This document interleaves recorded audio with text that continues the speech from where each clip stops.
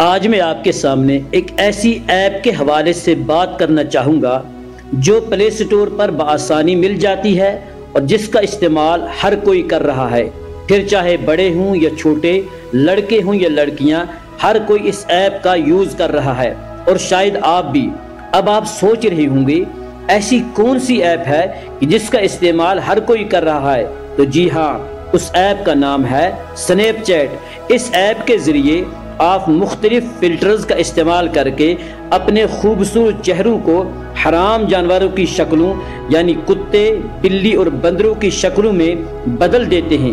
شاید آپ یہ بتانا چاہتے ہیں کہ اللہ سبحانہ و تعالیٰ کی بنائی ہوئی شکل ہمیں اچھی نہیں لگتی، یا پھر معاذ اللہ ثم معاذ اللہ، اللہ سبحانہ و تعالیٰ ہمیں خوبصورت شکل دینے میں ناکام رہے ہیں اور اب ہم اس میں اپنی کاریگری کریں گے۔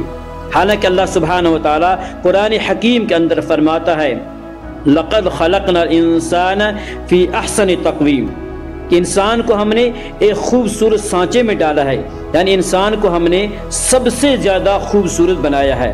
ذرا سوچو، اگر سچ میں آپ کی شکلیں کتے، بلی اور بندروں جیسی ہو جائیں تو پھر کیا آپ کو معلوم نہیں حضرت موسیٰ علیہ نبینا علیہ السلام کی قوم یعنی بنی اسرائیل سے جب اللہ سبحانہ و تعالیٰ ناراض ہوا تھا تو اللہ سبحانہ و تعالیٰ نے اس قوم کی انسانی شکلوں کو بندر کی شکلوں میں بدل دیا تھا، یعنی بنی اسرائیل کی شکلیں مسخ ہو گئی تھیں۔ پھر اللہ سبحانہ و تعالیٰ نے اس قوم کو ہلاک کر دیا تھا۔ ان حرکتوں سے باز آ جاؤ اور اللہ سبحانہ و تعالیٰ سے ڈر جاؤ، اور اس طرح سے اپنی خوبصورت شکل کو کسی اور جانور کی شکل میں بدل دینا تغیر خلق اللہ میں آتا ہے۔ اللہ سبحانہ و تعالیٰ کی بنائی ہوئی چیزوں میں خلاف شرع تبدیلیاں حرام ہیں اور یہ سب شیطانی کام ہیں۔